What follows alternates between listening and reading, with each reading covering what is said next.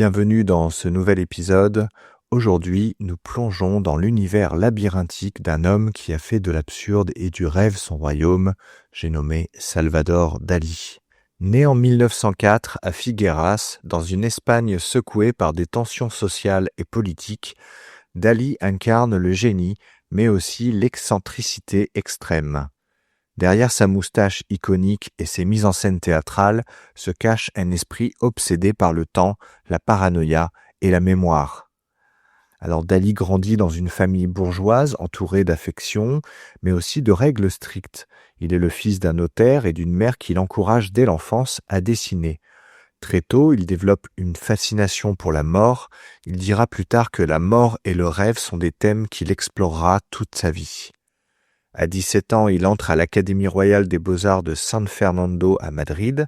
C'est là qu'il commence à expérimenter les styles classiques, l'impressionnisme et le cubisme, et qu'il forge une technique extrêmement précise capable de représenter l'irréel avec un réalisme presque photographique. Cette capacité à rendre tangible l'imaginaire deviendra sa signature. Dans les années 1920, Dalí rencontre le surréalisme à Paris, un mouvement dirigé par André Breton qui cherche à explorer le subconscient et les rêves.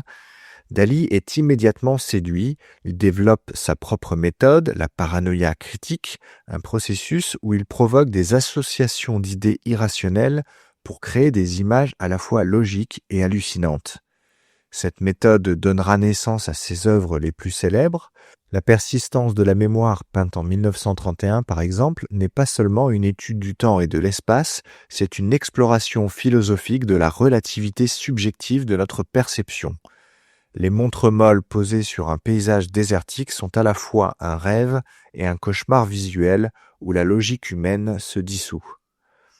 L'univers de Dalí est peuplé de symboles récurrents, montres molles, œufs, fourmis, animaux hybrides, chaque image est le reflet d'obsessions profondes.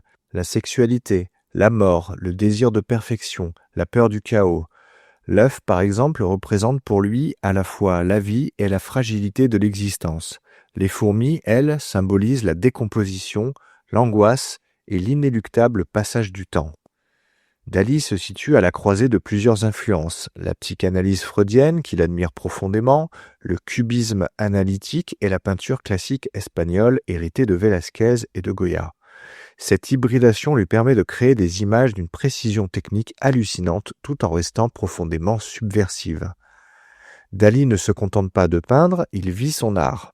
Il crée une identité spectaculaire, excentrique, théâtrale. Il entre dans les réceptions avec des manteaux extravagants, un collier de fourrure ou un ours en peluche géant dans sa voiture. Il collabore avec les plus grands, Luis Buñuel pour des films surréalistes, Alfred Hitchcock pour Spellbound et Walt Disney pour Destino. Il publie également des écrits, des manifestes, des essais philosophiques où il théorise sa méthode paranoïaque et sa vision du monde. Pour Dalí, l'art n'est pas un simple objet, il est un mode de vie, une extension de la conscience humaine, une arme contre la banalité du quotidien. Dalí évolue dans un contexte européen complexe, la guerre civile en Espagne, la montée du fascisme, la Seconde Guerre mondiale. Ses positions politiques parfois ambiguës et ses provocations publiques le rendent controversé. Mais elles reflètent aussi sa volonté de choquer, de provoquer une prise de conscience ou simplement de refuser de se plier aux normes sociales et artistiques. Il se définit comme surréaliste, mais il refuse l'enfermement dans un mouvement Dalí et Dalí. Il y façonne son univers selon sa propre logique, souvent incompréhensible pour le public et la critique. Alors Dalí meurt en 1989, laissant un héritage colossal. Ses œuvres continuent d'influencer la mode, le design, le cinéma, la publicité. Son théâtre-musée de Figueras, entièrement conçu par lui, est une immersion totale dans son imaginaire, où chaque pièce, chaque objet devient une œuvre. Mais au-delà des excentricités, Dalí nous invite à repenser la réalité. Il nous rappelle que l'art est un outil pour explorer nos peurs, nos désirs et nos rêves les plus fous. Il nous apprend que l'irrationnel peut être plus vrai que le réel et que l'absurde, loin d'être inutile, est au cœur de notre expérience humaine. Alors Salvador Dali reste un monument de l'art moderne, un artiste où le génie et la folie se confondent, où l'extravagance n'est jamais gratuite, où le rêve devient palpable. En entrant dans son univers, nous acceptons de voir le monde autrement et de questionner le temps, la mémoire et la réalité elle-même. Je vais terminer par quelques citations de Salvador Dali. La seule différence entre moi et un fou, c'est que je ne suis pas fou. L'intelligence sans ambition est un oiseau sans ailes. Et pour finir, le surréalisme, c'est moi. J'espère que cet épisode vous aura plu et je vous dis à bientôt pour un nouveau voyage à travers les grandes figures de l'histoire.